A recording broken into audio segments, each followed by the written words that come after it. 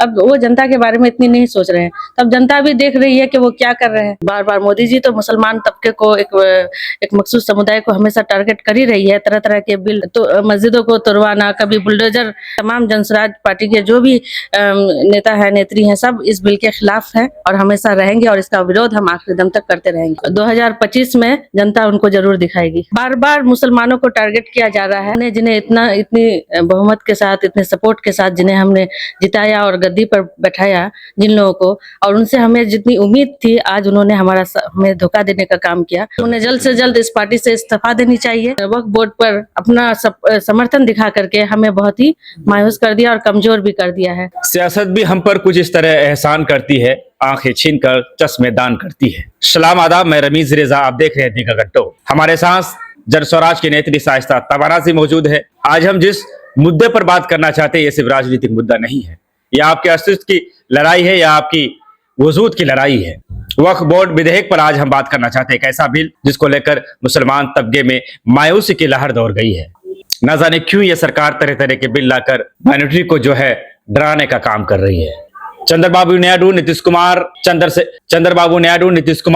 चिराग पासवान, जीतन राम मांझी, जिनको कि एक बहुत बड़ा तबका मुसलमानों का वोट करता है और मुसलमान समाज टकटकी लगाए हुए देखता रह गया, लेकिन इन्होंने वक्फ बोर्ड बिल पर जो है अपना समर्थन दे दिया। हैरत तो तब हो गई जब जदयू के ललन सिंह ने भी सदन में ये कहा कि मोदी जी, हम आपका धन्यवाद कहते हैं कि आपने वक्फ बोर्ड बिल जैसे अच्छा जो विधेयक पास किया है। तमाम तर सवालात है जो आपको सोचने पर मजबूर कर देता है कि जहाँ रोजगार समस्या बात होनी चाहिए थी, सुरक्षा पर बात होनी चाहिए थी, इन तमाम तर चीजों को छोड़कर आज मजहब के नाम पर लड़ाया जाता है।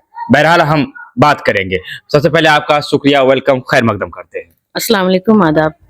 क्या कहना चाहेंगे? जिस वक्त हम बात कर रहे हैं, सदन पर घमासान चल रहा है, लोग बात कर रहे हैं, वक्फ बोर्ड बिल पर बात हो रही है, विपक्ष लगातार सरकार को टारगेट कर रहा है, लेकिन इसके बावजूद जो है आज वक्फ बोर्ड विधेयक पर जो है बात हो रही है।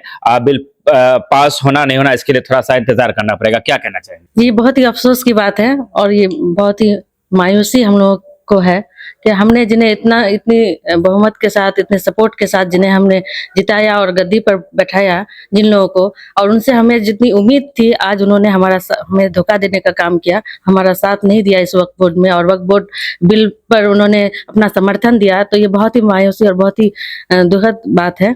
तो इसके लिए काफी अफसोस है हमें। जिनसे उम्मीदें थी, चंद्रबाबू नायडू, नीतीश कुमार, चिराग पासवान, जीतन राम मांझी, ये लोग जो है एक मुस्लिम समाज का बड़ा तबका इन्हें वोट करते आ रहा है, लेकिन उन लोगों ने भी जो है इस बिल का मुखालफत नहीं किया। जी, उन लोगों ने मुखालफत नहीं की और फुल सपोर्ट उस बिल को दिया उन्होंने। और मोदी जी को मजबूत, जो बार-बार मोदी जी तो मुसलमान तबके को एक मखसूस समुदाय को हमेशा टारगेट कर ही रही है, तरह-तरह के बिल नाफिज करके, चाहे वो यूसीसी का मामला हो, वक्फ बिल हो, एनआरसी हो, सीए हो, और अब तो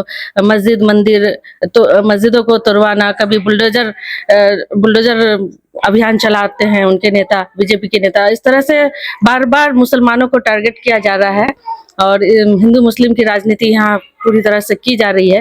लेकिन हमें हमारे नीतीश कुमार जी, जो हमारे माननीय मुख्यमंत्री हैं, जिन्हें मुसलमानों ने इतना सपोर्ट दिया और उन्हें इतने बड़े पोस्ट पर आज मुख्यमंत्री के पद पर पहुंचाया, हमारे चंद्रबाबू नायडू जी, हमारे जीतन राम मांझी और चिराग पासवान, इन सबों को हमने काफी सपोर्ट किया। आज उनसे हमें बहुत उम्मीदें थी, लेकिन उन्होंने इस तरह से वक्फ बोर्ड पर अपना समर्थन दिखा करके हमें बहुत ही मायूस कर दिया और कमजोर भी कर दिया है।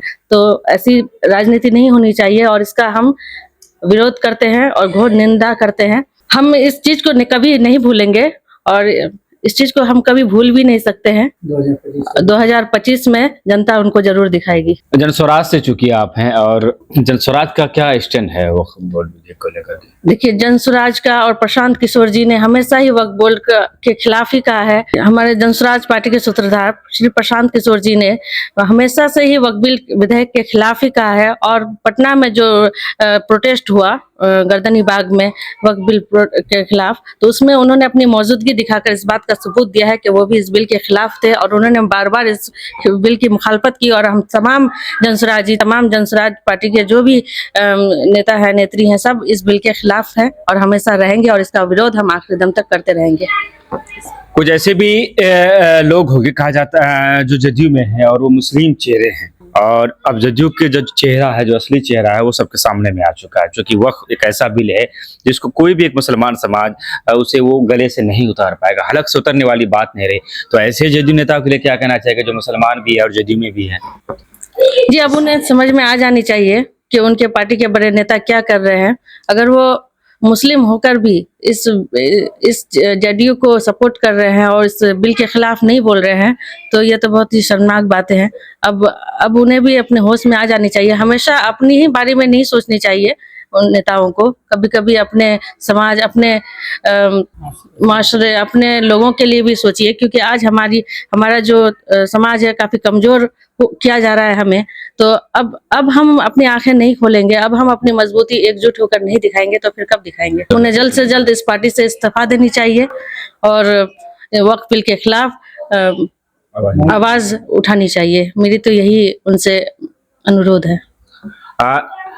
एक महिला नेत्री है और आप देख सुन रहे होंगे लगातार जो है कोई भी ऐसा कार्यक्रम नहीं है जिसमें शाइस्ता तमन्ना की जो है मौजूदगी नहीं रहती है, बढ़ चढ़ कर हिस्सा ले रही है। और नेता तो आपने कहीं देखा होगा, लेकिन जिस तरह से एक महिला होकर भी तमाम तर जगहों में पहुंचना, अपनी बातों को प्रखर तरीके से रखना, इस चीज़ की तो आपको तारीफ करना ही होगा और बहुत ही सराहनीय रहा।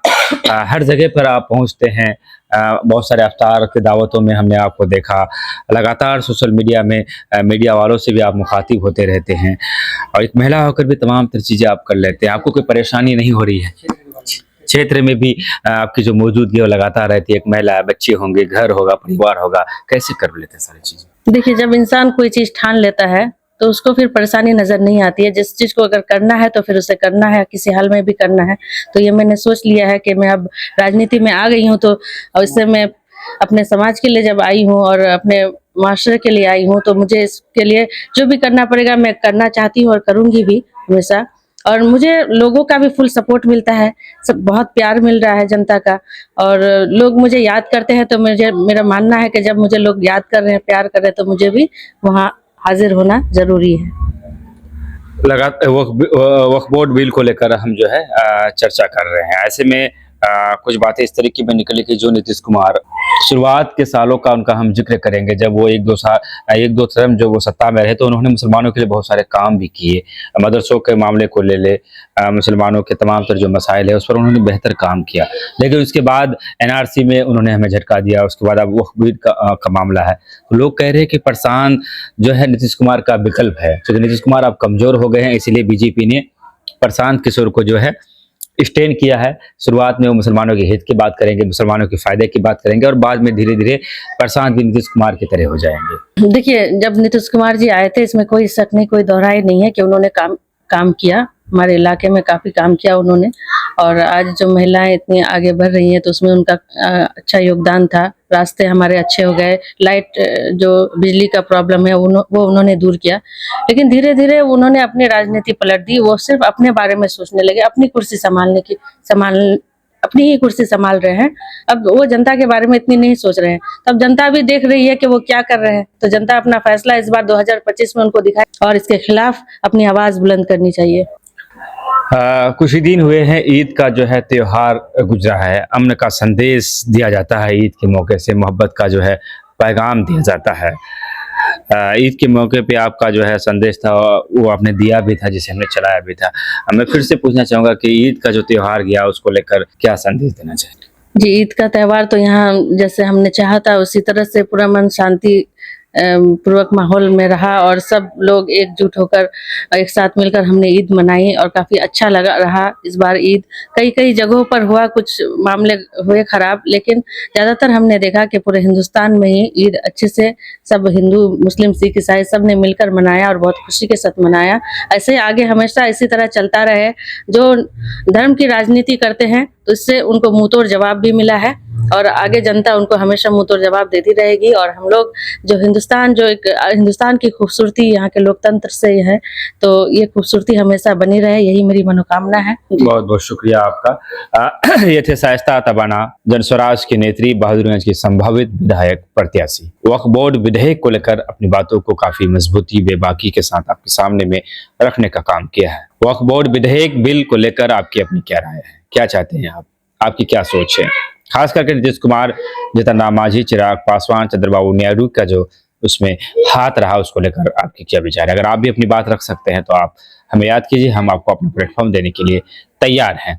एक महिला होकर लगातार जो है क्षेत्र में बनी रहती है, लगातार कार्यक्रम को अटेंड करती है, और पहली दफा बहादुरगंज के आवाम को देखने को मिल रहा है कि कोई महिला भी है जो महिला होकर भी मजबूती के साथ कांधा से कांधा मिलाकर बेबाकी के साथ आपके समस्याओं पर बात करती है, आपके बीच नजर आती है। शाइस्ता तबाना को लेकर आपकी अपनी क्या राय है? क्या इन्हें बहादुरगंज से विधानसभा चुनाव लड़ना चाहिए? अगर लड़ते हैं तो इनका क्या अपना भविष्य रहेगा, और उसमें आपकी क्या राय है? हम चाहेंगे आप राय देते रहे, आप कमेंट भी कर सकते हैं। आप इनको अगर जानते हैं, ताल्लुकात है, तो इन्हें डायरेक्ट आप मैसेज में सलाह मशवरा सुझाव दे सकते हैं। आपने हमें सुना, इसके लिए आपका बेहद धन्यवाद, शुक्रिया, आदाब।